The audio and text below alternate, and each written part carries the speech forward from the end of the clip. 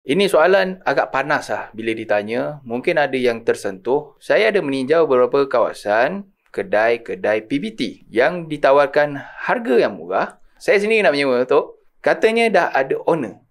Tapi tak ada jual beli. Tapi tak ada jual beli. Sentiasa tutup 24 jam. Setahun sekali pun saya tak perasan lah bila nak buka. Dan kawasannya cukup strategik di tengah bandar ataupun di pinggir bandar. Tetapi soalnya, kenapa jadi begitu?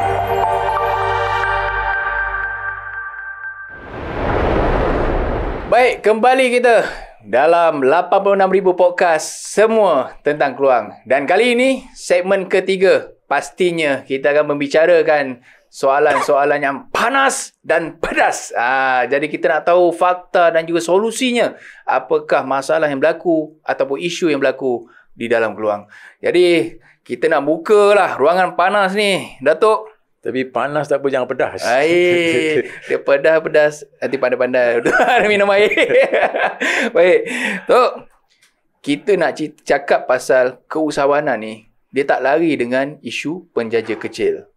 Jadi bila sebut pasal penjaja kecil ni, apakah isu dan cabaran yang dihadapi oleh para peniaga ni lah, penjaja ni, sewaktu zaman Datuk? Dan apa yang pernah Datuk perjuangkan dan sehingga hari ni kekal dan menjadi kebanggaan? Okey, peniaga kecil ni, bila cakap peniaga kecil ni, siapa peniaga kecil ni? Okay. Ada orang kata dia meniaga kecil-kecilan. Okay. Kan? Ya, dengan modal yang kecil dan sebagainya kan. Okay. Tapi dalam satu sudut, dia dah ada satu keinginan untuk berniaga. Okay. Kan? Dengan cara dia lah. Baik. Ya?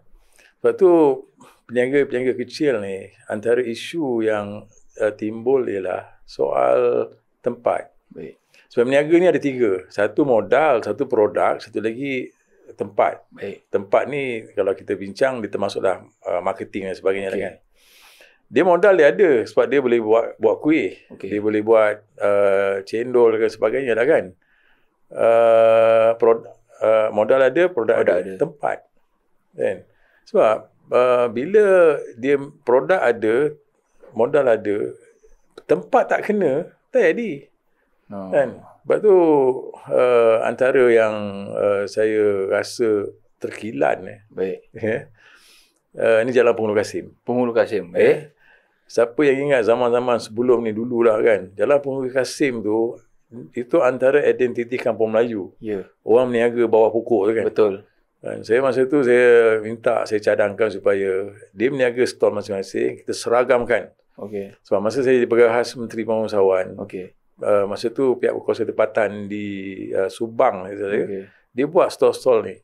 Maknanya kita disiplinkan dia orang ni, pagi orang lain, petang orang lain. Okey. Kan, tempat yang sama bersih. Tapi pada ketika itu, saya pun tak faham dengan alasan katanya lah, jalan tu jam. Bagi saya tak masuk akal sebab jalan tu, yang kata jam tu, orang yang lalu lalang kat situ, dia tak nak masuk jalan mersing, dia potong kat situ. Betul. Bukan orang tempatan. Betul. Kan? Dan side table tu besar. Betul. Tak percaya pergi ukur sekarang. Dah besar. Luas. Boleh dulu. Jadi atas alasan tempat tu jam, akhirnya dipindahkan dekat depan bus stand Keluang. Bus stand Keluang. Okey. Kan? Tengok apa jadi sekarang. Kan?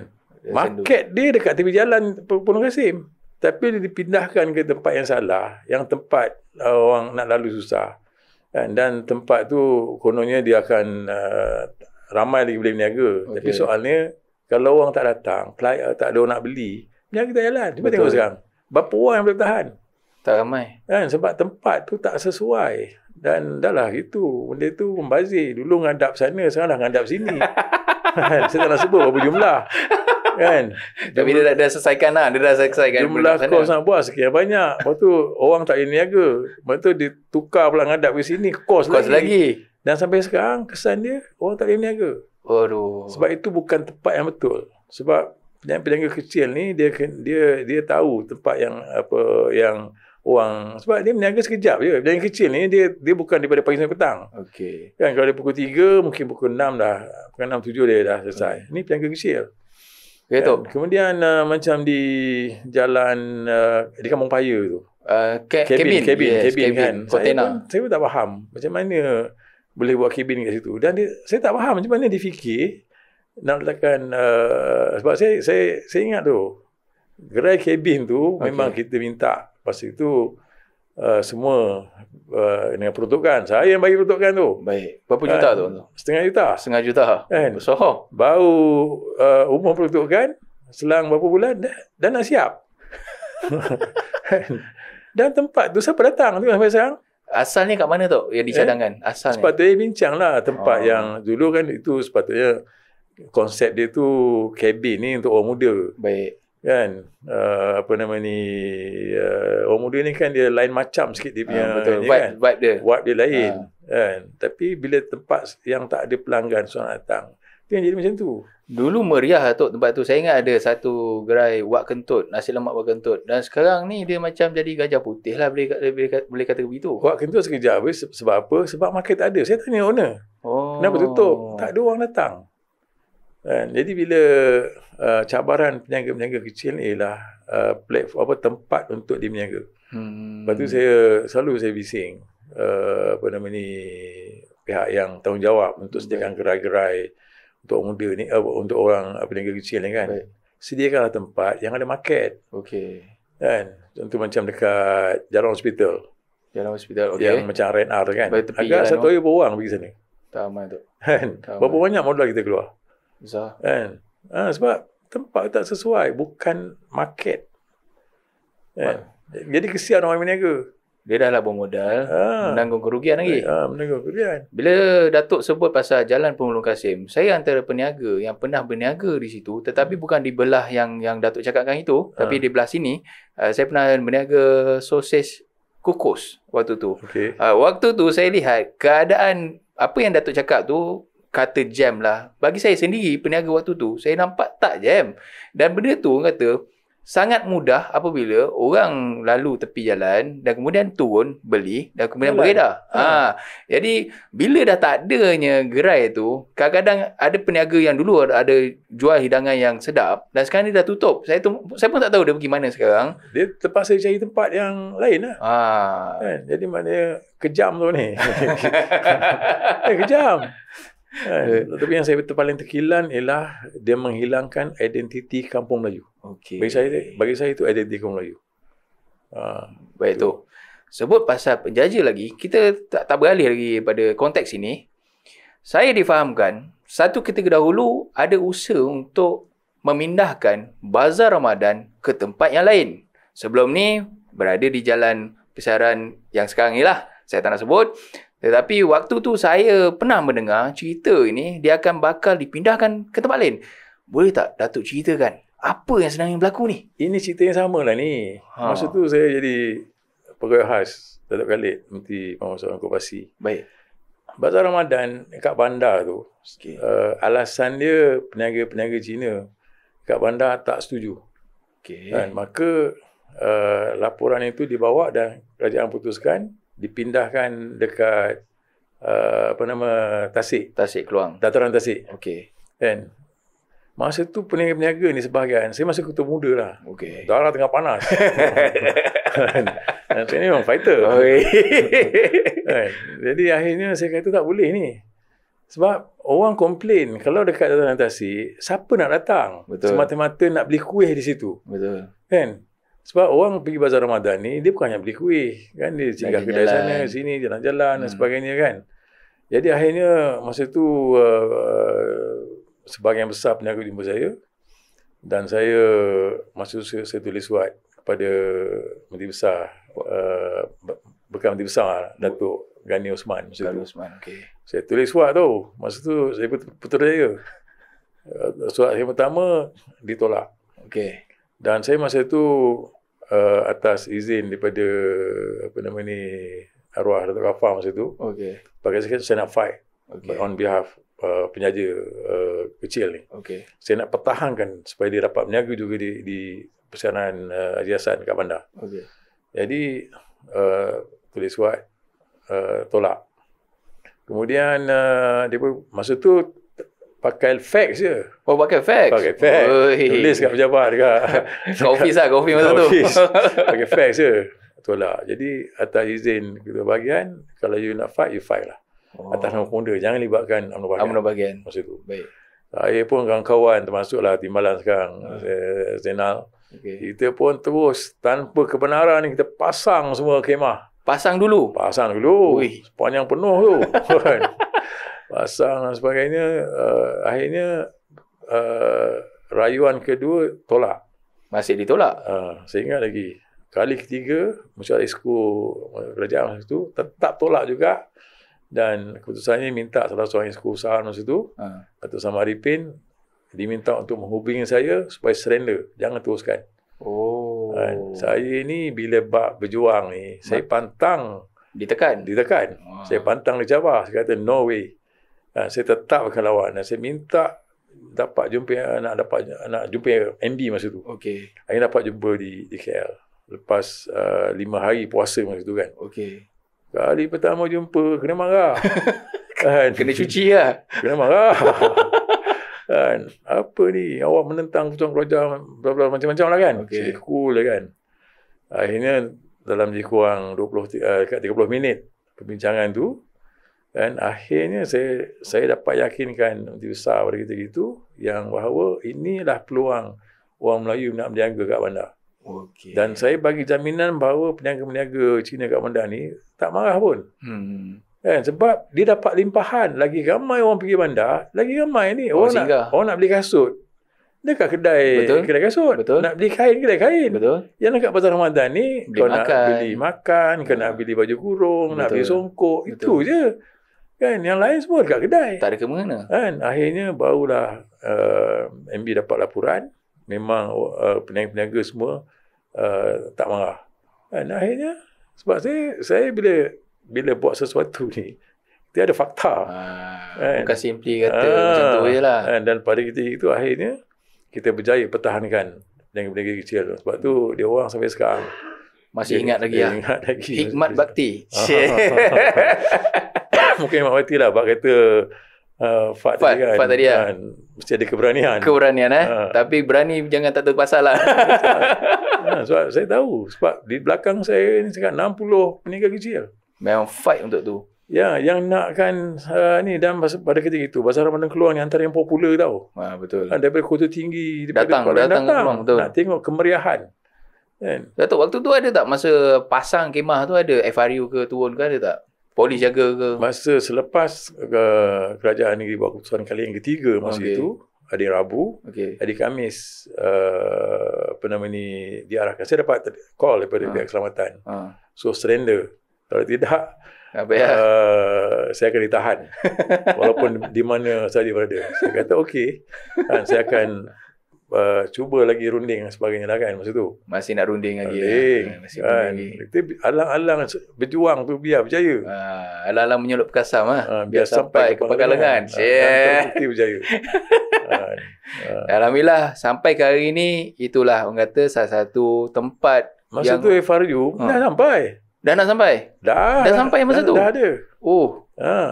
Dan saya akanlah orang yang pertama kalau benda ni tak selesai akan ditangkap pada Khamis. Dan saya dapat jumpa MB hari Khamis petang. Hari Khamis petang? Akhirnya keputusannya okey, adil untuk semua. Dapat kebenaran. Akhirnya okey lah. Settle lah. Tak ada gaduh pun. Tak ada tujuh perasaan, tak ada apa. Dia diselesaikan dengan rundingan. Kita faham lah pasal rundingan tu. Okey tu, kita dah sebut pasal peniaga kecil ni, kita tak nak ulas panjang sebab kita nak pergi ke konteks yang berbeza, iaitu soal isu Alibaba ataupun peniaga penjaja asing. Jadi kalau kita nampak, saya tak nafikan lah, dekat Keluang ni ada kedai yang milik orang Malaysia, orang tempatan, tetapi disewakan kepada peniaga asing. Jadi apa pandangan Datuk? Benda ni macam mana? Apa solusi yang nak kita selesaikan ni? Ini ialah peniaga asing ni kan. Saya tak nak berbangsa apalah. Kan? Sama ada yang jiran kita ataupun yang... Sebab dia nak survive. Kan? Dia nak survive, maka dia akan buatlah macam mana cara sekalipun. So cara yang paling mudah ialah dimonopolit lesen orang tempatan.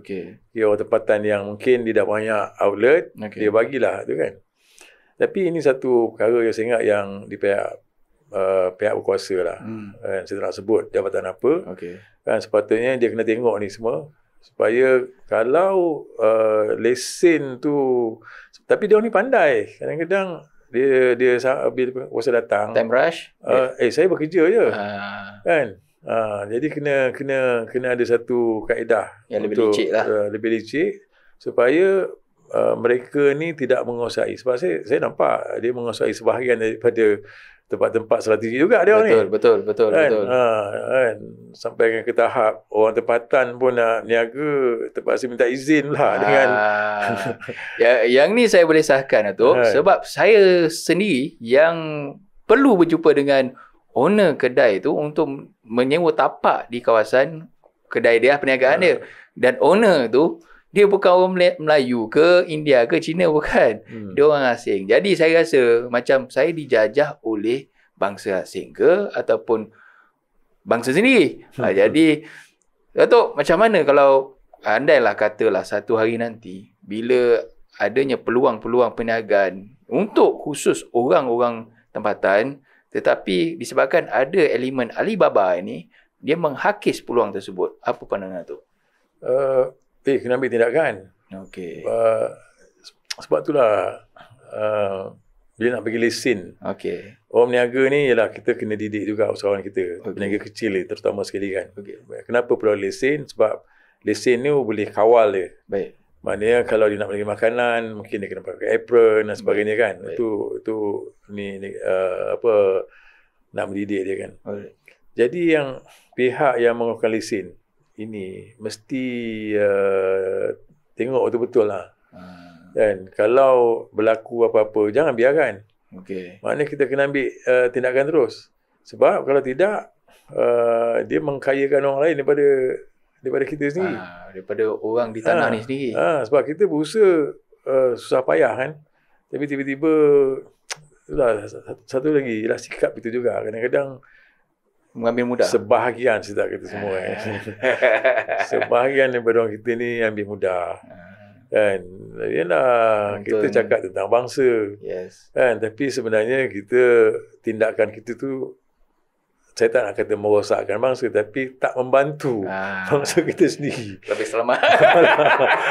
Kan? Berlapis kan. Sebab, yalah, saya tak nak sebutlah unsur-unsur apa di sebalik itu. Okey. Kan? Tapi ini kena etika ni, etik ni penting. Kan? Baik Datuk. Ini soalan agak panas lah bila ditanya. Mungkin ada yang tersentuh atau terusik. Jadi, saya perasan sebelum saya tanya soalan ni, saya ada meninjau beberapa kawasan kedai-kedai PBT yang ditawarkan harga yang murah. Dan bila saya nak menyewa, saya sendiri nak menyewa, Tok, katanya dah ada owner. Tapi tak ada jual beli. Tak ada jual beli. Sentiasa tutup 24 jam. Setahun sekali pun saya tak perasan lah bila nak buka. Dan kawasannya cukup strategik di tengah bandar ataupun di pinggir bandar. Tetapi soalnya, kenapa jadi begitu? Bila cakap gerai pihak berkuasa tempatan lah. Okey. Kan? Dia ada dua perkara lah yang saya perhatikan. Baik. Satu, soal ialah gerai ni dibina di mana. Okey. Sama ada dia, orang putih kata, marketable atau tidak. Okey. Dan sebab gerai BBT lah gerai penjaga kecil. Betul. Kan? Lepas tu sewa dia murah. Betul. Kan? Saya tak nak sebut. Tak sebut pun tak boleh juga kan. Kan? Kalau kita buat gerai tempat yang tak strategi, kesian peniaga. Sebab saya tak nak ada mentaliti buat satu-satu so-called projek ni because nak belanja. Alright. Kan? Faham. Sepatutnya dia nak belanja ni sebab duit ni duit pembayar cukai ni. Betul. Kan? Orang keluar juga. Orang keluar juga. Betul. Jadi tak boleh simply nak kena bajet dah ada kena buat. Ada tempat ni buat je kan. Tak boleh. Jadi tempat mesti strategi. Yang kedua memang saya perhatikan ada gerai-gerai yang sebegitu. Kan tutup tapi bila cek ada peniaga. Kan? Ini yang kita tak nak tuduh siapa-siapa lah. Kan? Kena buat macam shopping complex. Shopping complex contoh macam di Angsana Johor Bahru. Betul. 365 hari dia hanya boleh cuti 2 hari je. Setahun lah. 365 hari, dia hanya boleh cuti tutup kedai 2 hari. Okey. Itu pun hari perayaan. Okey. Kalau kau orang Melayu, masa hari raya pertama, kedua. Jadi kita mesti buka. Ada orang, tak ada orang kena buka. Kan? Jadi saya ingat kena ada satu kaedah baru untuk ni, raya PBT ni, supaya dia tak boleh tutup. Tutup masa raya je. Sama juga macam dekat satu pasar di Keluang juga. Saya pernah juga, bila dah dapat tahu, kedai tu tutup tanpa notis, dia boleh kena denda RM300. Ya, betul. Dia kena denda. Ya. Jadi kalau ni setahun tak buka. Betul. Jadi saya ingat kena ada kaedah ini supaya kalau kau tak buka lebih dalam tempoh yang tertentu, bukan musim cuti dan sebagainya, dia kena ambil tindakan. Baik. Kalau tidak, dia menutup peluang orang lain yang sebenarnya nak berniaga. Dia mencari tempat. Tu. Kita dengar Mungkin anda setuju, mungkin anda tak setuju. Tapi inilah pandangan kita untuk macam mana kita nak menggalakkan lagi lebih ramai usahawan yang ada tempat yang lebih strategik. Baik Tok, sebelum kita menutup tirai segmen ketiga pada hari ini, saya juga ada satu soalan. Ini soalannya ya atau tidak, dan kemudian Datuk boleh elaborate kenapa ya dan kenapa tidak. Keluang pada satu hari nanti, adakah sesuai untuk menjadi hub perniagaan dan keusahawanan pada masa akan datang? Setuju atau tak? Antara yang menjadi impian saya, saya nak lihat Keluang ni jadi business center. Okey. Sebab apa? Sebab kita ni berada di tengah-tengah negeri Johor. Baik. Kita ada dekat dengan highway. Betul. Kita dekat dengan sekarang dah ada double tracking. Betul. Maknanya dari segi perhubungan luar tu dah meluas. Dah meluas. Tapi soalnya ialah ekosistem yang nak diwujudkan tu supaya dia menjurus ke arah jadi business center. Okey. Dan kita tengok macam Singapura. Pulaunya kecil je. Tapi dia berjaya membina ekosistem yang strategik sehingga bukan hanya business center untuk lokal tapi jadi international. Betul. Keluang ada potensi begitu. Kenapa saya kata begitu? Selain daripada prasarana yang ada tu, dia dah ada usaha ke arah itu. Contoh macam Bandar Premier. Okey. Bandar Premier kalau tengok dia bukan kawasan perumahan tapi dia business center. Dia kawasan komersial yang menggabungkan pelbagai institusi, jenis-jenis perniagaan. Betul. Tapi isu dia ialah bagaimana perancangan ke arah itu. Kita kena di peringkat BBT. Okey. Kita ada 10 tahun sekali blueprint, rancangan saya tak ingat apa nama dia tu. Okey. 10 tahun sekali ini mesti sentiasa upgrade tu ke arah yang ke arah itu. Macam di Pasir Gudang dia bandar perindustrian. Betul. Kulai dah menuju ke arah perindustrian. Betul.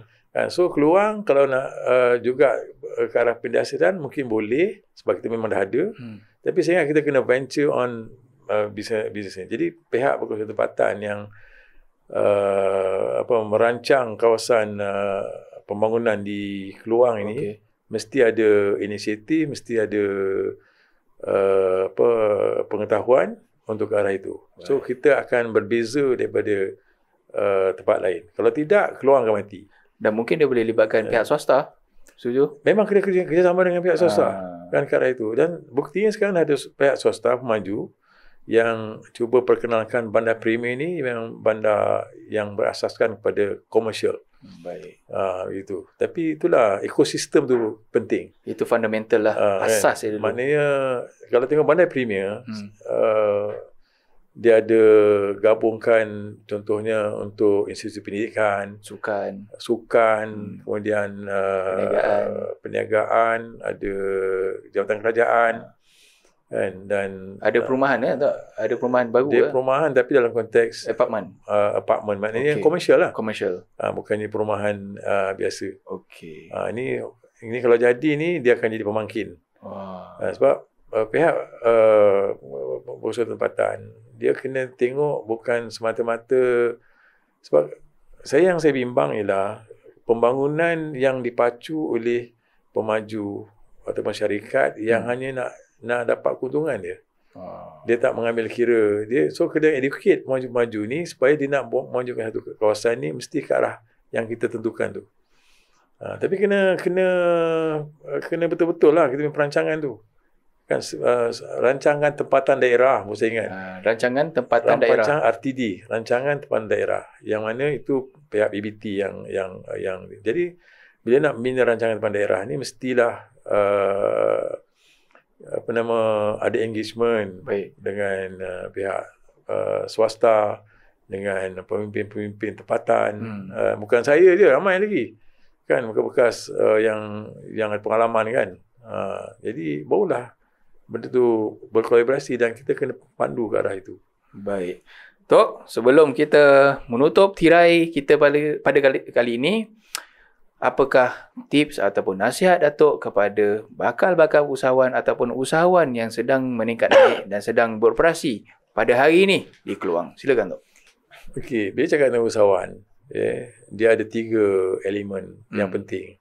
Yang pertama ada modal, yang kedua dia ada produk, yang ketiga dia kena ada tempat. Tempat ni sekali dengan orang sebut marketing.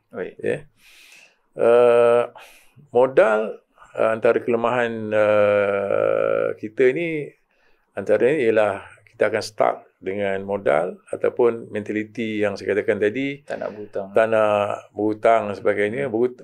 Bukanlah kita nak menggalakkan berhutang, tapi nak kembangkan perniagaan tu mesti ada satu dana yang cukup, inisiatif insentif. Sebab saya percaya kita ada banyak agensi. Kalau masa saya sekolah dulu ada 30 agensi yang nak membantu usahawan untuk lebih maju ke depan.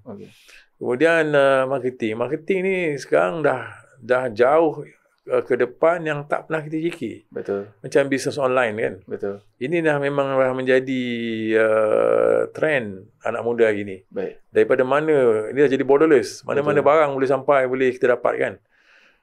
So ini pun antara perkara yang ini tak cakap pasal AI lagi. Betul. Itu lagi besar. Tak cakap pasal soal digital money ni. Betul. Kan? Kripto. Sebab orang sekarang tak bawa cash. Cashless. Saya jalan tak bawa cash. Betul, sama.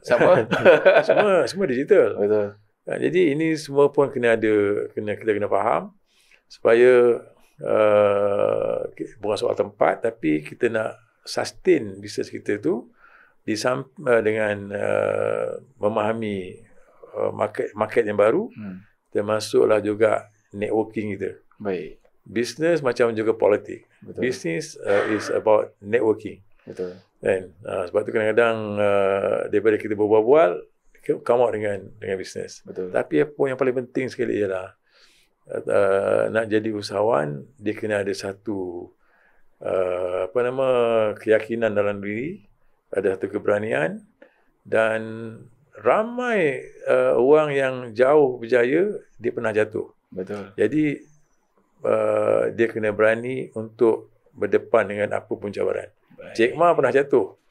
Kan Jack Ma, ya betul. Dia pernah jatuh, terduduk kan, tapi akhirnya dia bangkit semula. Kan? Jadi itulah saya punya tips atau pesanan. Baik Tok, nampaknya kita dah sampai penghujung.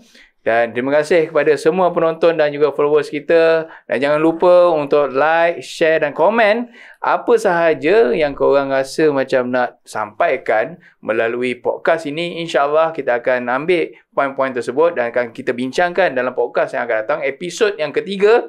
Jadi jangan lupa jumpa kami pada episod yang akan datang dalam 86,000 podcast, semua tentang Keluang. Assalamualaikum.